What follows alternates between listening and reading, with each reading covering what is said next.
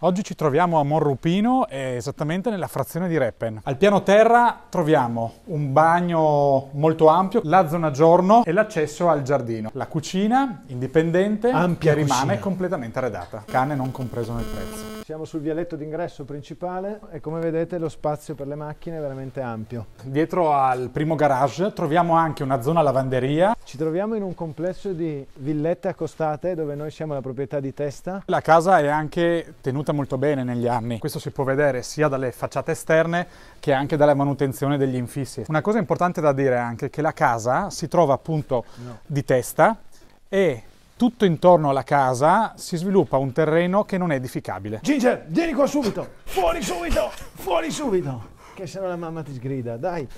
Ciao! Andiamo.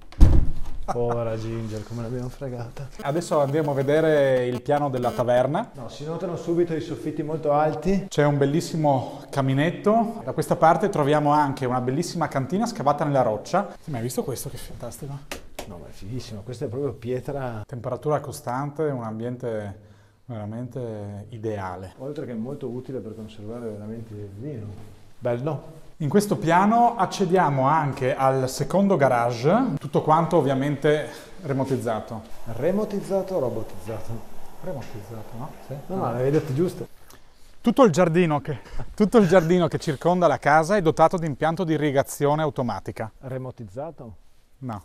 Comunque la casa è veramente sembra costruita ieri. La pitturazione degli esterni, le tegole, il tetto, le facciate, gli infissi. La casa ha anche la predisposizione sul tetto già per un impianto fotovoltaico. Siamo al secondo piano, zona notte. Abbiamo 3 camere da letto e un bagno completo con vasca da bagno. Questa è la camera padronale. Da qua vediamo bene quanto è grande appunto il giardino. Abbiamo anche una buonissima esposizione da questo lato della casa perché è esposto verso sud-ovest. Confermi? Confermo sud-ovest. È una casa pronta, praticamente quasi pari al primo ingresso, tenuta veramente bene ed ha tutte le caratteristiche che solitamente ci vengono richieste.